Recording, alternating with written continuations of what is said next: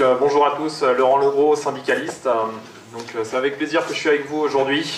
J'ai accepté l'invitation de Jeune Bretagne en tant que syndicaliste, puisque j'estime qu'aujourd'hui la lutte sociale, c'est pas l'apanage de la gauche et de l'extrême gauche. Au niveau des syndicats, on a souvent été trahis par la gauche et l'extrême gauche, et aussi malheureusement par nos propres organisations syndicales. Donc aujourd'hui, je suis venu pour voir un petit peu les propositions qui peuvent être faites par les différentes organisations présentes ici. Et voilà. Alors, notre ami du MAS, le MAS c'est le mouvement d'action sociale. Alors tu vas nous dire qui tu es, puis que fait le MAS, qu'est-ce qu'il fait, qu'est-ce qu'il défend comme idée dans les grandes lignes. Avec plaisir. Donc Renaud Pascani, membre du MAS, le mouvement d'action sociale. C'est tout d'abord un plaisir de vous rejoindre ici pour un thème qui est tout à fait d'actualité compte tenu du contexte économique actuel, qui représente une opportunité pour nous tous. Donc le MAS, qu'est-ce que c'est? C'est déjà un groupe, c'est une communauté de militants et d'amis soudés autour de piliers, je dirais, idéologiques. Quels sont-ils? C'est tout d'abord la nécessité de proposer une alternative réelle, aujourd'hui déjà au niveau politique, d'effacer un peu ce dualisme illusoire qu'on nous impose depuis trop longtemps entre une droite et une gauche, alors qu'on se rend compte que quand ils sont au pouvoir, ça fait 30 ans qu'on nous bassine avec ce rythme, et finalement c'est exactement la même politique qui est toujours menée. Et au niveau économique, le sacro-saint dogme du libéralisme économique, on nous présente aussi comme une nécessité, quel que soit le parti, même à l'extrême gauche, et alors qu'effectivement on pourrait tout à fait en sortir, et ça serait même clairement une opportunité pour l'Europe qui aurait tout à y gagner. C'est aussi le MAS un pilier, c'est aussi au niveau idéologique pour nous, c'est de pouvoir cumuler les identités qui ne sont pas antagonistes, à savoir européennes, nationales et régionales. Et c'est un militantisme, je dirais, de terrain ancré pour restaurer un certain lien social. Ceci, par exemple, au niveau, je dirais, d'action de terrain, puisque nous avons lancé des réseaux d'entraide de familles européennes, par exemple. Nous organisons des maraudes aussi, depuis quelques années, pour venir en aide aux SDF européens. Mais aussi, sur un point de vue, je dirais peut-être plus théorique, essayer d'anticiper les formes, et c'est aussi ma qualité que je suis ici pour avoir participé à de nombreux cercles de discussion qui ont eu lieu au sein en fait, du MAS, notamment par le cercle Georges Sorel par exemple, essayer d'anticiper sur un point de vue un peu théorique les nouvelles formes que pourrait revêtre le combat social, par exemple par du syndicalisme ou ce type d'action. Voilà. Très bien, merci. On va terminer avec Serge Ayoub, qui est bien connu de nos services. Hein, il va se présenter. Bon, ben, si je suis connu, j'ai peut-être moins besoin de me présenter. Enfin, je suis porte-parole d'un mouvement qui s'appelle Troisième Voie, qui est l'avant-garde solidariste des travailleurs français. Ça résume tout. Nous essayons ensemble de trouver des réponses concrètes aux problèmes, aujourd'hui d'ailleurs, de la justice sociale. Je suis là pour ça, pour essayer de donner à tous ces petits problèmes, à tous ces grands problèmes, à toutes ces petites phrases, à toutes ces grandes phrases, quelques petits points raisonnables, concrets, de bon sens. Voilà. Très bien, merci. Alors, on va procéder de la façon suivante. Je vais poser une question, puis je demanderai à nos trois amis successivement de répondre avant qu'on passe à une question suivante. Éventuellement, ils pourront réagir les uns aux réponses des autres, hein, sans problème, à condition que ce ne soit pas trop long. Alors, une première question donc, qui concerne donc, la crise sociale qui est liée donc, à la pression sur les salaires exercée par le libre-échangisme. Hein, bon, le libre-échangisme, tout le monde sait ce que c'est. C'est le processus qui permet d'anéantir totalement toute forme de protection aux frontières de tous des États et de l'Europe d'une façon plus générale.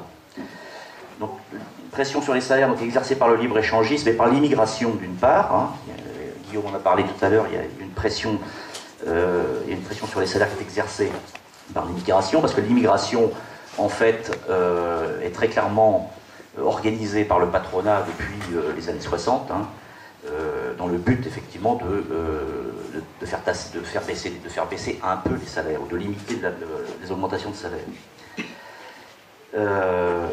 la crise sociale est liée également, et par ailleurs, à l'accroissement de la part de la valeur ajoutée attribuée aux détenteurs de capital, d'autre part. Il y a une distorsion qui s'est créée depuis une trentaine d'années en faveur des détenteurs du capital et au détriment des gens qui travaillent.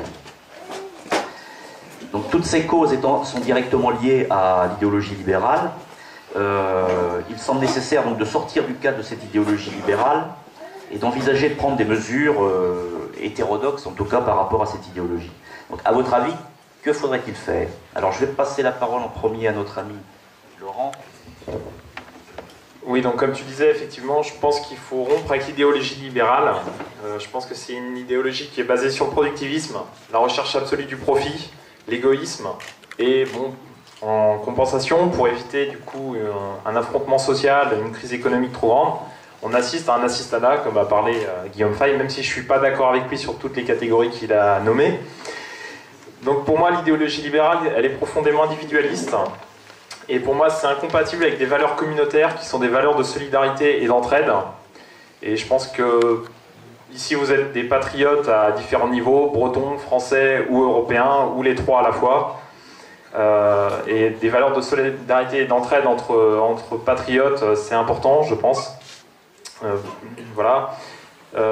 Effectivement, comme disait Guillaume Fay aussi, il y a, au niveau de cette lutte des classes qui me semble due au libéralisme, il ne s'agit pas non plus de mettre d'un côté le gentil patron et le méchant salarié, ou l'inverse, mais je pense qu'effectivement, il y a eu des exploiteurs qui nous gouvernent au niveau mondial, et il y a les travailleurs qui produisent la richesse. Donc les travailleurs, effectivement, il y a les professions libérales, il y a les petits patrons, les exploitants agricoles, mais il y a aussi les salariés, et il y a aussi les fonctionnaires, désolé, parce qu'il y a quand même des infrastructures d'État qui servent. Il y a les forces de police aussi, c'est des fonctionnaires. Je suis d'accord. La fonction publique hospitalière, si demain vous êtes malade, vous serez bien content de les trouver aussi. Donc voilà, il ne s'agit pas non plus d'en venir à un modèle de type soviétique, socialiste. Je pense qu'il faut surtout œuvrer dans une juste redistribution des richesses. Ni américain non plus, on est d'accord. Voilà. Donc, après, il y a peut-être des possibilités qui peuvent être le localisme, la détaxation de proximité, peut-être un certain contrôle des entreprises par les travailleurs, même si je ne suis pas forcément favorable à la cogestion. Peut-être que le système coopératif ou de mutualisme, ça peut être intéressant aussi. Un protectionnisme européen, peut-être aussi envisager un revenu minimum européen pour éviter la concurrence sociale entre les différents peuples d'Europe. Voilà. Très bien, merci. Alors je vais passer la parole à Renaud. Tout à fait d'accord. Ouais, ça va. Alors, je dirais que la première nécessité serait déjà de sortir entre guillemets de cette économie mondialisée qu'on nous impose depuis de trop nombreuses années. Il n'y a qu'à regarder par exemple la balance commerciale qu'on a avec l'Europe, et particulièrement avec, par exemple entre la France et la Chine, ce qui est tout à fait déficitaire depuis de nombreuses années. Donc on a tout à y gagner au niveau européen, et dans un sens même les Allemands à effectivement établir un système autarcique. Après, je dirais que ça revêt aussi, cette indépendance est aussi fondamentale dans la politique industrielle, puisque nous sommes dépendants au niveau énergétique aujourd'hui, je pense qu'il faut le rappeler. Pour cela, il faut avoir tout simplement des industries qui sont indépendantes et efficaces, et qui ne sont plus effectivement gouvernées par un objectif de profit immédiat, comme il peut y en avoir dans toutes les stratégies aujourd'hui qu'on a d'entreprise au niveau européen. Et pour ça, effectivement, c'est renouer vers une nouvelle définition, je dirais, du progrès, vers simplement la solidarité, et tourner aussi vers l'Europe. Ensuite, je pense que pour remettre aussi ça en jeu, il est vraiment nécessaire de refonder aussi l'ascenseur social qui est tout à fait en panne dans nos sociétés. Et c'est pas pour rien qu'aujourd'hui nos élites mondialisées ont mené en fait notre continent au bord de la ruine. Et pour ça, il nous semble tout à fait fondamental tout simplement de détruire ces grandes institutions que sont par exemple l'ENA, HEC, qui nous imposent des élites qui volent tout simplement les richesses au peuple. Voilà, donc ça fait partie des propositions que nous soutenons. Très bien, merci. Alors à toi, Serge. Bon, ça va être à moi. Donc, on va déjà définir ce qu'est la crise sociale, parce que nous vivons une crise sociale, mais qu'est-ce que c'est que cette crise? Est-ce vraiment une crise? C'est une crise pour nous, mais d'autres s'enrichissent. Donc, ce n'est pas une crise pour tout le monde. Alors, il est évident que ce que j'appelle moi l'hyperclasse, que je définis un peu différemment de Guillaume, mais de façon à peu près similaire quand même, je ne vais pas entrer dans les détails, profite. Il y a aussi, bien sûr, cette crise est due à ces gens qui profitent, c'est ce grand capital transnational qui est composé de cette bourgeoisie française qui a passé le cap vers la multinationale, aussi de ces fonds de pension, enfin de tous ces grands groupes complètement anonymes. Il faut rajouter aussi, bien sûr, dans cette hyperclasse, le résultat du capitalisme d'État qu'est le communisme, qui est en vérité la nomenclatura russe, post-soviétique, post-chinoise, et puis bien sûr tout ce qui est pétrogazier et compagnie, et rajouter dedans, et c'est là où je me mets en différence dans cette lutte des classes avec Marx, c'est que je mets aussi des salariés dedans. Parce que ce n'est pas simplement ceux qui possèdent et ceux qui n'ont que leurs bras, il y a aussi des salariés, les directeurs, les DRH, les gouvernants, dans cette hyperclasse qui profite. Mais comme s'il y a cette hyperclasse qui profite, il y a aussi un autre problème, et Guillaume l'a bien dit, c'est l'État-providence. Il faut un État stratège, un État pragmatique, un État intelligent, un État raisonnable, mais pas un État-providence. Moi, il a déjà expliqué, je ne reviendrai pas dessus. Maintenant qu'on sait que cette crise est celle du profit, c'est-à-dire que certains profitent sur le dos d'autres, c'est-à-dire qu'une infime minorité profite sur notre dos, comment faire pour que la justice sociale... La justice sociale, c'est essayer de réduire le déséquilibre entre le capital et le travail. Alors, le travail, la réflexion de troisième voie, d'un solidariste que je suis, c'est cela. Pour le réduire, il faut déjà comprendre ce qu'est le problème. Le problème, et je vais être méchant avec beaucoup de nationalistes présents ici, qu'ils soient français ou étrangers, non, la justice sociale, la solidarité, ce n'est pas la charité. Les Français ne veulent pas de sandwich, ils ne veulent pas d'aumône, ils veulent du travail, ils veulent des institutions. C'est ça la justice sociale. Nous sommes tellement éloignés du mot social que nous ne le comprenons même plus. Alors maintenant que nous avons compris que les Français veulent du travail et des institutions, mais comment? Alors déjà, pour continuer la justice sociale, très rapidement, hein, j'essaie de balayer, je le fais au sabre, eh bien, il faut comprendre les rapports entre le capital et le travail. Les rapports entre le capital et le travail, Marx le définit, c'est une lutte des classes. Ceux qui ont que leurs bras doivent se battre pour prendre le pouvoir sur ceux qui les oppriment depuis des siècles, depuis des millénaires. On vient de montrer que c'est faux, il y a une hyperclasse qui a des salariés, et il y a de l'autre côté, et je le pense, et d'ailleurs nous sommes tous d'accord ici, la classe du peuple tout entier, avec les petits patrons, les travailleurs qui sont ensemble, et qui d'ailleurs, certains se retrouvent au chômage, les autres se retrouvent ruinés, mais tous dans la merde. Donc ça nous fait un point commun. Celle-là, eh bien il n'y a plus de lutte des classes à l'intérieur de cette classe-là. Le combat, il est contre cette classe parasitaire, qui d'ailleurs est même quasiment virtuelle, qu'il faut combattre, l'hyperclasse. Mais dans la classe du peuple tout entier, qui est celle de la France, ne peut agir que la coopération de classe. Je crois que sur ça, nous sommes tous d'accord ici. Cette coopération, elle doit s'agir de plusieurs manières. D'abord, elle doit se faire par des institutions. La première des institutions, eh bien, c'est ce qu'avait proposé il y a quelques années De Gaulle, qui est initié par la doctrine sociale de l'Église, c'est la participation. C'est ce qu'avait oublié ce Marx, qui, dans sa lutte des classes, oubliait la notion de salaire. Parce qu'un travail, c'est un salaire. Et si jamais on transforme la notion de salaire, il n'y a plus de lutte des classes, vu qu'on participe ensemble, justement.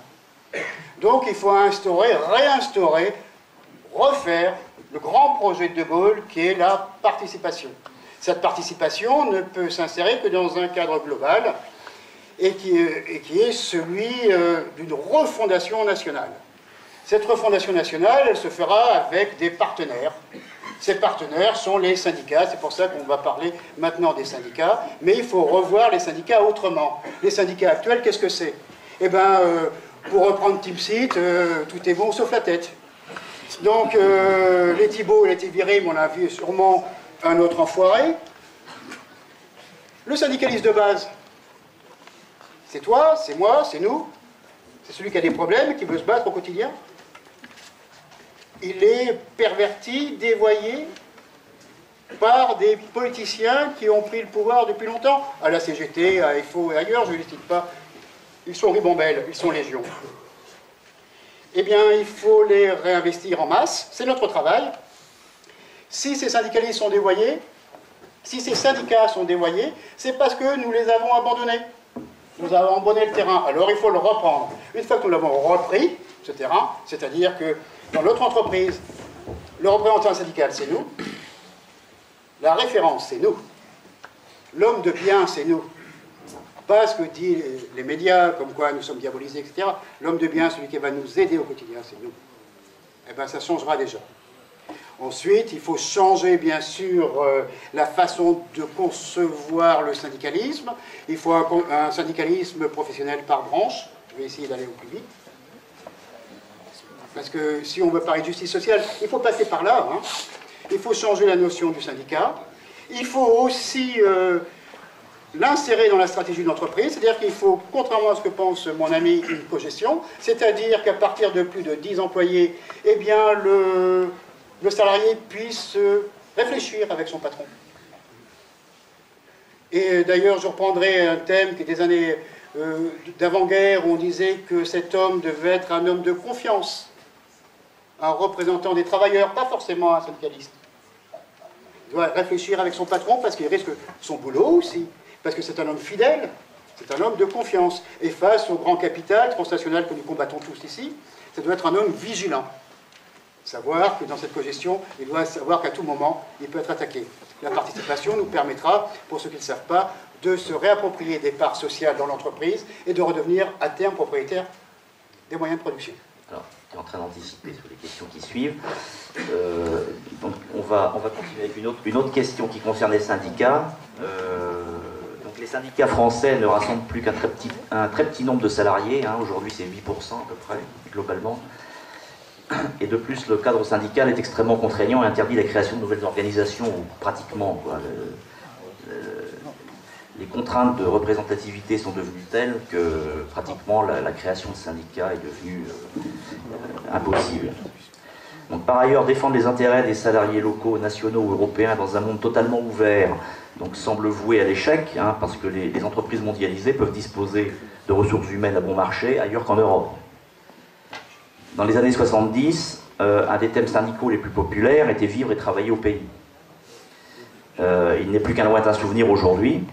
Comment voyez-vous l'avenir des syndicats et quels peuvent être leurs rôles et leurs axes de combat à l'avenir? Et peut-on envisager que certains syndicats puissent mettre en avant des thèmes tels que le localisme et la préférence locale? Alors, Laurent.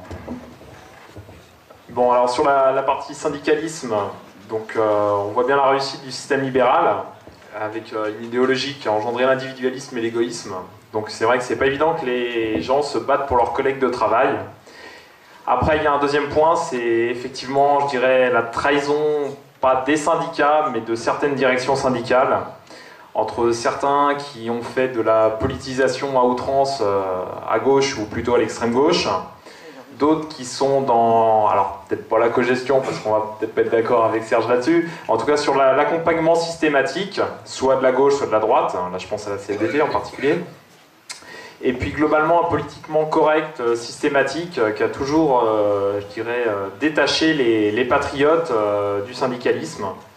Donc pour le syndicalisme, je pense qu'il serait temps qu'il retrouve ses lettres de noblesse en redevenant libre et indépendant, et ça commencerait par plus donner de consignes de vote, parce que ça fait beaucoup de tort au syndicalisme, et je suis désolé, c'est pas le rôle d'un syndicat de prendre position pour la gauche ou la droite, même si c'est souvent pour la gauche.